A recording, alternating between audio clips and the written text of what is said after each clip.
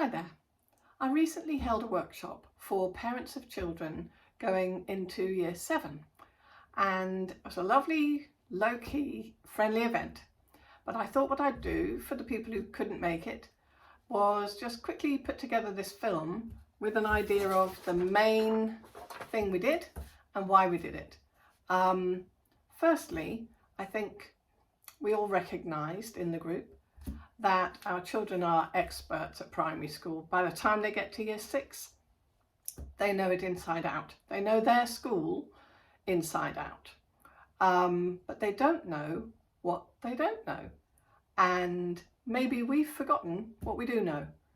So particularly if you've got a child that's anxious about going into year 7 or handles change not as well as you'd like them to, or you feel anxious for them and you don't want to drill down and find out what they do and don't know, but you would like to find a way of just checking in with them and checking that everything's all right. So in order to do that, we use this little fortune teller. I'll repost the how to make it thing, but all you need is a square piece of paper. I've got printed ones there that I can send you if you want to email me. I'll send you a template for one, or this one. Cut out the square and get folding. All good. So what we did, we took 8 of the most asked questions and I threw in there a couple that were easy to answer or were fun to answer. So that everything doesn't feel as though it's a weighty question. I think really what this does is it starts a conversation with a fun and positive feel to it, and that means then that the door is open for other conversations. So in case you don't know these little things, every time we look at these, whenever we've done a workshop, everybody just smiles. They see it and they go, oh yeah, I know those. And that's exactly what your children want to be doing. If you can do that for them, and they can think, oh, this is not threatening, this is fun, this is a bit silly, okay? Inside them, when you've called your colours and your numbers, you ask one of the questions, or you ask your child to read it out. I'll read them for you. One good thing about my new school is, conversation opener. How will I find my way around? Okay, I'll read it from this one actually. What does the bell mean? That was an interesting one. Some schools, they don't have a bell. Some schools have one sounding bell for one thing and one for another.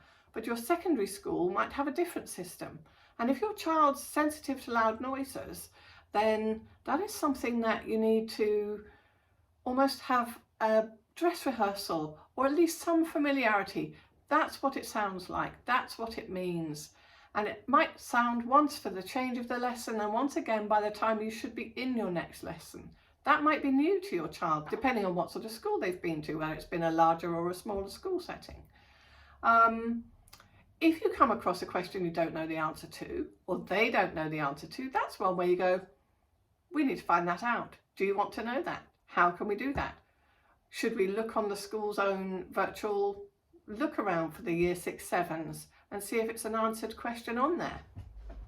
Or is it something that we can ask back at our own school after half term? Anyway, back to this.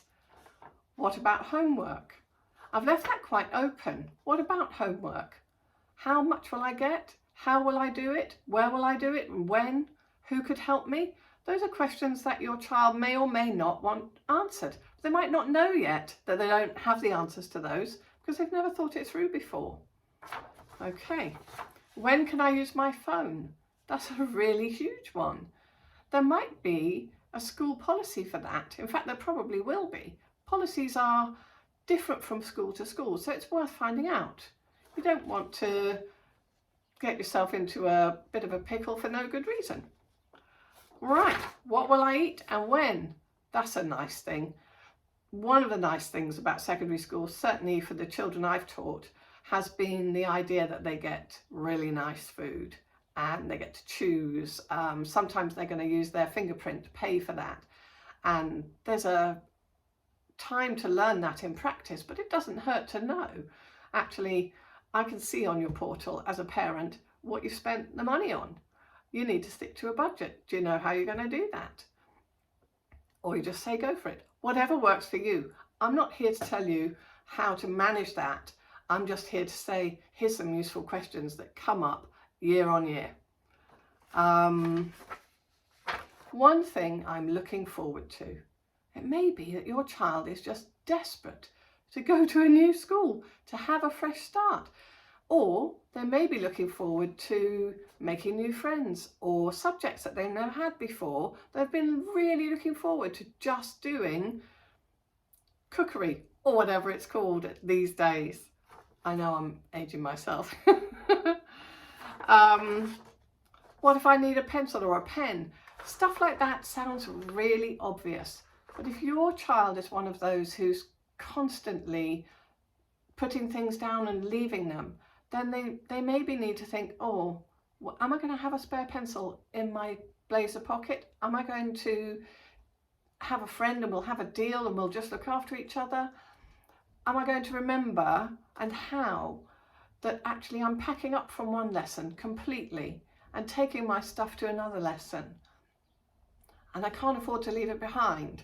So I need to think, okay, 1, 2, 3. Let me give myself a 1, 2, 3, I'm going to have pencil, pen, blazer, if I've been allowed to take it off, or bag, or whatever it is.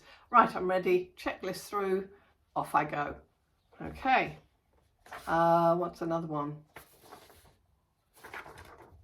How will I find my way around? All the children that I've taught, it's such a common question, the fear of getting lost. But actually, it's worth them knowing and you remembering it's everybody's first day. Their first day is everybody's first day in their year group. And their second day and their third day, they're learning this together. Nobody expects them to know all their way around from the start.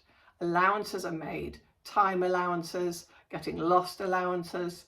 And actually, once they've been through a school timetable in a week or a fortnight, if it's a fortnightly one, they'll learn their way around. And there's usually someone, often one of the older children, who will be more than happy to point them in the right direction.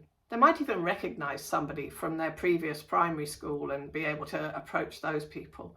But they'll be somewhere. It's worth them knowing. Nobody expects you to have memorised the route round the school. There may be stairs that are up and down, or stairs that are colour-coded so that you know what block you're going into. All those things will become easier as the time goes on. I don't know if I've read them all out. I think those might do. Okay, so what these do, they just start the question. They start it with a bit of fun. You find out what your child is concerned about, what they just happy days, I don't mind, what maybe they didn't know they needed to know. And it might be reassuring for you as a parent to think, oh, do you know what? It's okay.